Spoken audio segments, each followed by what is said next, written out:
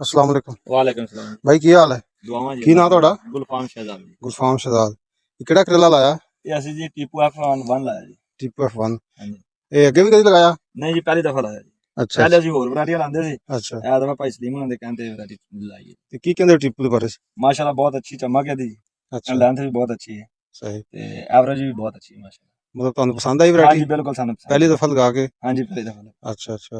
ਨਾਲ ਸਾਡੇ ਦੋਸਤ ਆਏ ਨੇ ਭਾਈ ਸਲੀਮ ਸਾਹਿਬ ਵਿਹਾੜੀ ਤੋਂ, ਬਸ ਸਾਡੇ ਡੀਲਰ ਜੀ। ਭਾਈ ਸਲੀਮ, ਕੀ ਹਾਲ ਹੈ? अस्सलाम वालेकुम जी। अल्हम्दुलिल्लाह।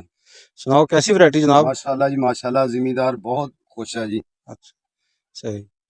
बहुत अच्छी वैरायटी है, चमक भी पूरी और लेंथ भी सही और कलर भी बहुत अच्छा। सही। मार्केट वाले भी बहुत पसंद मार्केट च भी पसंद किया जा रहा है। ਮਤਲਬ ਤੁਹਾਨੂੰ ਮਤਲਬ ਵੇਚਣ ਵਿੱਚ ਕੋਈ ਪ੍ਰੋਬਲਮ ਨਹੀਂ ਆਇਆ? नहीं कोई प्रॉब्लम ਯਾਨੀ ਕਿ नहीं। ਤੁਸੀਂ ਮੁਤਮਿਨ ਹੋ? हाँ जी गाहक भी खुश होकर खरीदते हैं। ਤੁਸੀਂ ਫਿਰ ਅਗਲੇ ਸਾਲ ਹੋਰ ਵੇਚੋਗੇ ਇਨਸ਼ਾਅੱਲਾ? इंशाल्लाह जरूर लगावांगे जी। ਤੁਸੀਂ ਲਗਾਓਗੇ हाँ ਮਾਸ਼ਾਅੱਲਾ? जी माशाल्लाह बिल्कुल लगावांगे। सही।